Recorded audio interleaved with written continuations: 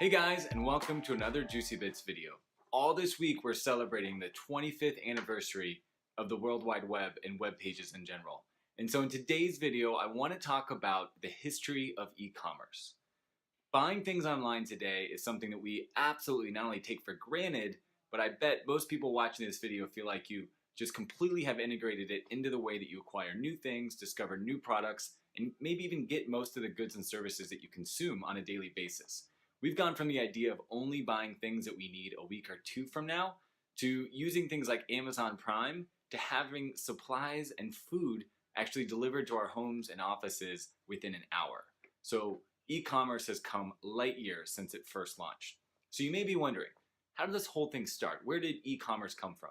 Well, in yesterday's video, I told you that the World Wide Web has been around for about 25 years. But the first e-commerce transaction, as it's listed, was actually many years before. Like I said in yesterday's video, the internet is about 45 years old, and universities and the defense agencies and other government entities in the US have been using the internet for much longer than 25 years. So it is actually celebrated, or urban legend, that the first e-commerce transaction happened in either 1971 or 1972.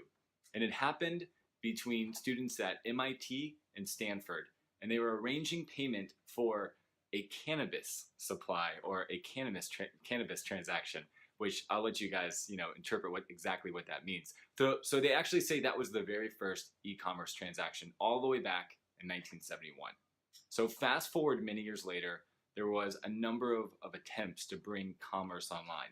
So one of the biggest ones that made an impact and actually got people spending money online was launched by CompuServe, where they actually launched an online shopping mall in both the US and Canada, and that happened in 1984, just a couple of years after the World Wide Web had launched.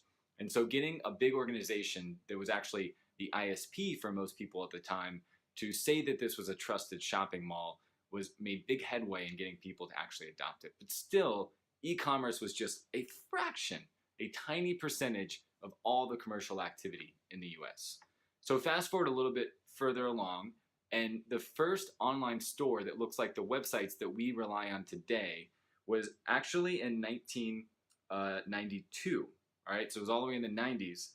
Bookstacks Unlimited. So it wasn't Amazon.com that was first selling books online. It was Bookstacks Unlimited. They were based in Cleveland, Ohio, and they actually had the domain books.com.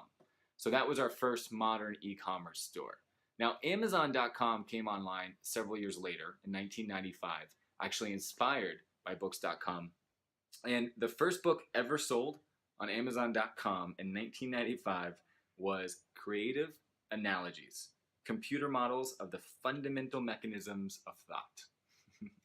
I'm sure you guys all have a copy of that in your library as well.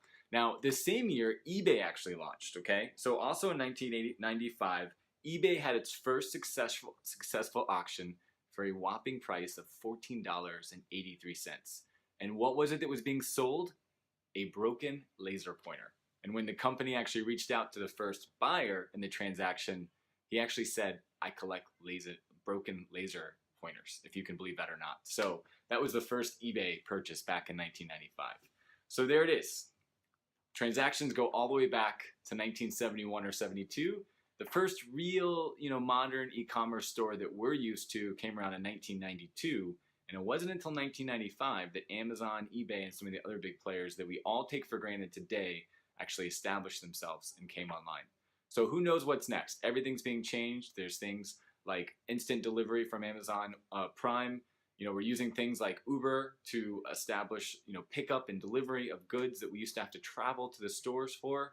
And of course, digital products are absolutely pervasive. Instant gratification of buying music, movies, and other content where we can simply press a button and have instant access to that experience. So there's a history of e-commerce, and check back tomorrow when we dive into another first of the internet.